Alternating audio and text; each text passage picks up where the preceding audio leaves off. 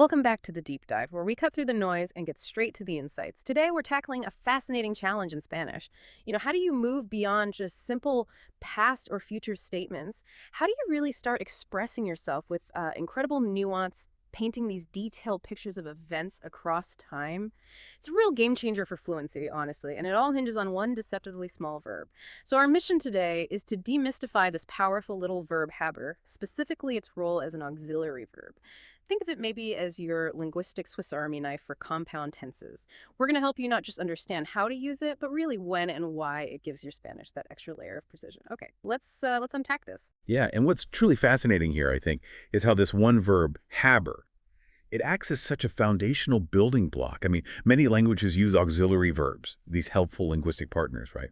And haber is just a prime example in Spanish of how mastering a structural component like this unlocks a whole new level of grammatical precision. It lets you tell richer, more complex stories. It's really about more than just conjugations. It's conveying those subtle shades of meaning about time.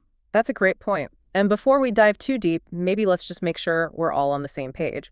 When we say auxiliary verb, what exactly are we talking about? How would you define that? Especially, for someone who's already got a decent grasp of Spanish basics, but is looking to really refine their understanding. Excellent question. Yeah, for our listeners who are, already pretty clued in, think of an auxiliary verb simply as a helper verb. It doesn't carry the main action itself. Instead, it kind of accompanies another verb, the main verb, to form a complete verbal tense. In Spanish, haber is, well, probably the most crucial of these helper verbs. It's the key to constructing all those compound tenses, like the pretérito perfecto or the pluscuamperfecto. And here's the golden rule, the thing we'll keep seeing. When haber is used as an auxiliary, it always pairs with the participio, or past participle, of the main verb, always. Right. Okay. So it's always haber plus this, Yeah. this participio. You mentioned that. And for those of us who might have let the exact mechanics slip our mind, what is a participio? How do we form it? Is it kind of like adding dead to a verb in English? Is that a fair comparison? That's actually a perfect starting point. Yeah, the ed-add analogy works quite well. The participio is essentially a non-personal verb form. It describes a completed action. And for regular verbs in Spanish, it's generally quite straightforward. If a verb ends in ar, its participio ends in ado.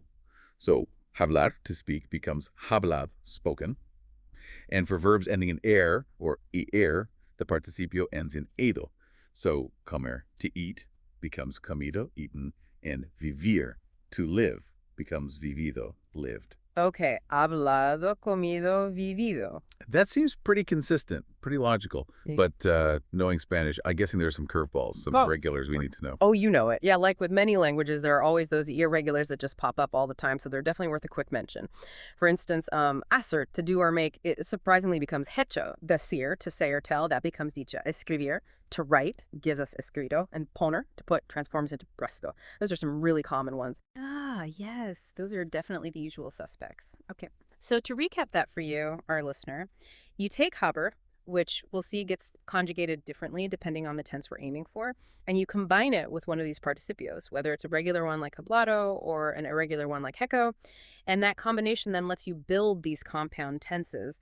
And here's where it really gets interesting, I think, because these structures let you express things you just can't quite capture with only simple past or future actions. So let's dive into the first of our four key compound tenses with habla, the pretérito perfecto. This is what we often call the present perfect in English, and it's truly a brilliant way to talk about actions that happened in the past, but crucially, have a clear connection or some kind of ongoing relevance to the present moment. It's not just I ate, it's more like I have eaten, and here's why that matters now. Exactly. That connection to the present is key.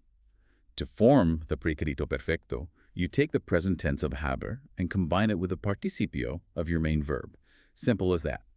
So for example, if you want to say, I have eaten, you'd use yo he comido. Or you have studied, that would be tú has estudiado. Tuja, the key is that haber conjugated in the present tense, he has, hemos. He links that past action right back to the current situation. We'll have the full conjugations in the show notes, of course, but that pattern is your guide for haber here. Yeah, that immediately highlights the difference from just a simple past, doesn't it? Like if I say, yo comí, I ate, it's just a completed action done and dusted in the past. But yo que comido implies something more. Maybe I'm not hungry now, or I just finished eating. That present consequence is sort of baked right in.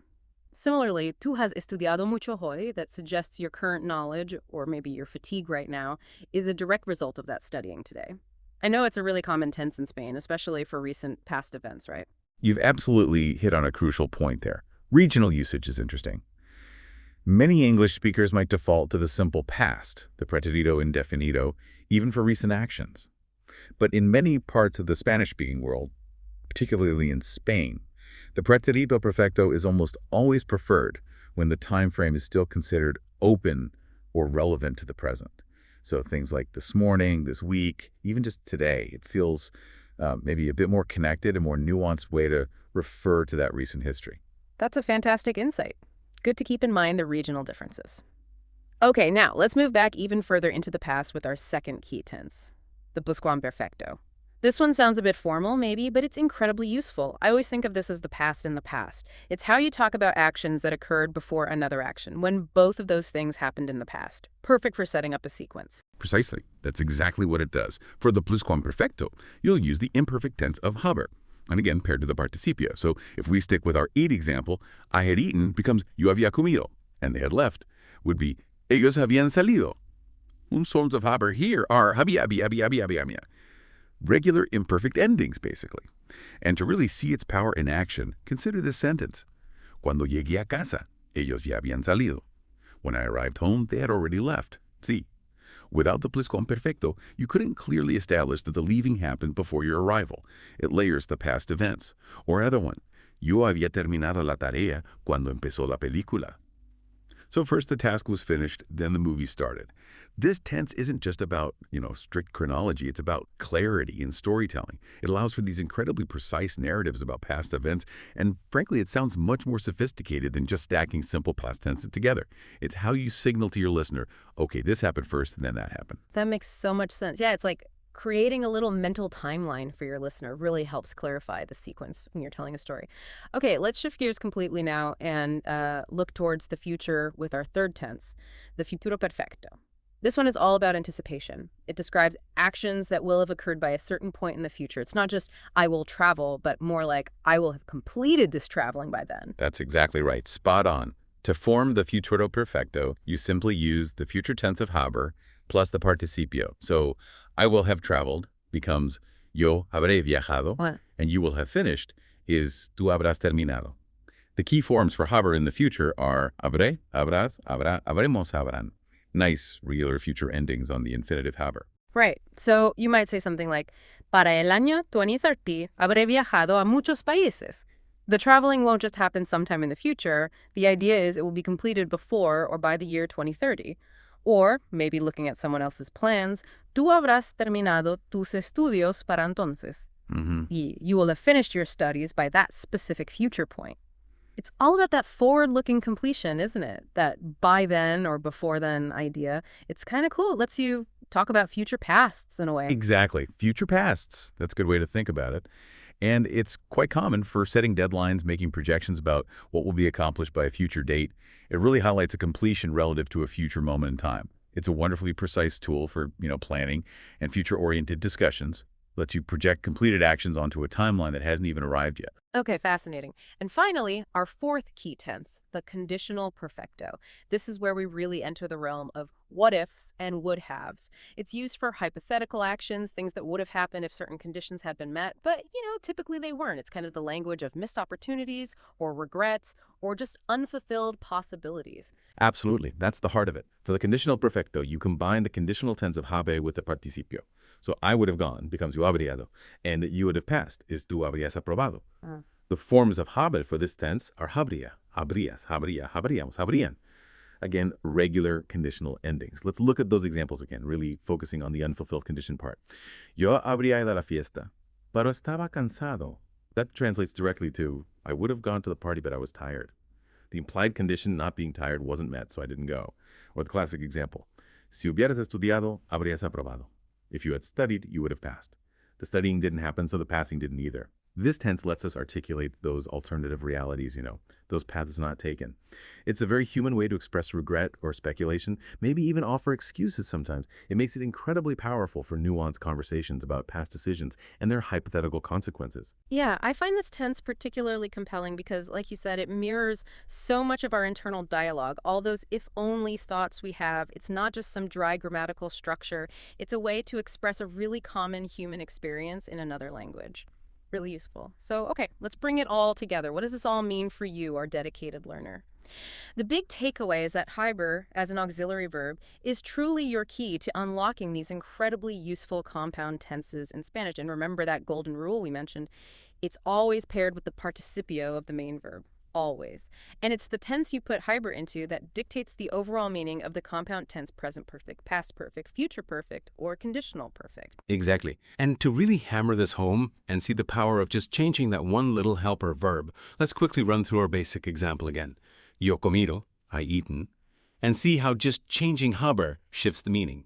For the precarito perfecto, yo he comido, I have eaten, and it's relevant now. For the futuro perfecto, yo había comido, I had eaten before something else happened back then. For the futuro perfecto, yo habré comido, I will have eaten by some point in the future. And for the condicional perfecto, yo habría comido, I would have eaten if only, if some past condition had been different. See. Just changing the form of Haber completely shifts the meaning across time, without even touching the participio itself. Comido stays the same. It's really quite elegant when you see it laid out like that. Okay, now, to help you integrate what you've learned, we have a little thought experiment for you, a quick challenge. Take a moment to consider these scenarios. How would you complete them using the right form of Haber and the participio of the verb given in parentheses? Don't worry about getting them absolutely perfect right now. Just think through the logic of the time frame involved. First one up. Para mañana, tú ya hacer la tarea. Think about that by tomorrow phrase. What does that signal? Which tense fits a completed action by a future point? Yeah, that para mañana is the clue. Okay, next one. Nosotros terminar el proyecto antes de la fecha libre. Now, this one could potentially work for a couple of tenses, depending on the exact context, maybe. But which tense would most directly express a completed action relative to a past or future deadline? Good one. Focus on that. Antes de before the deadline. All right, moving on. Cuando llegó el profesor, ya empezar la clase. Focus on the sequence here. One past action arriving and another past action starting that happened before it. Which tense nails that sequence? That's a classic perfecto setup. And finally, si hubiera tenido más tiempo viajar más. This one is all about those unfulfilled conditions, those what-ifs that didn't actually happen. What tense captures that hypothetical would have? Yeah, that si hubiera really points you towards the conditional. This whole deep dive into Haber. It really shows how mastering just a few key structures can dramatically expand your ability to express complex ideas about time in a new language. It's quite powerful. It moves you beyond simply stating facts, doesn't it? It allows you to add all these layers of nuance, emotion, and precise chronology to your communication. So next time you're listening to or reading Spanish, maybe challenge yourself. Try to spot these forms. Y comido, había salido, habré terminado, habría piedo. You'll start to hear and see the past, present, and future intertwining in these really interesting ways. And your understanding, your comprehension will definitely deepen. It just opens up so many more communicative possibilities. What a journey. Honestly, you've just gained a really crucial tool, a superpower almost, for navigating time in Spanish with far greater precision. These compound tenses, once they really click for you, they will truly elevate your speaking and your comprehension. It takes practice, of course, so keep exploring, keep listening, keep practicing using them, and you'll find these forms becoming second nature, really allowing you to tell richer, more precise stories and just engage in deeper, more meaningful conversations in Spanish. That's all for this deep dive. We'll catch you next time.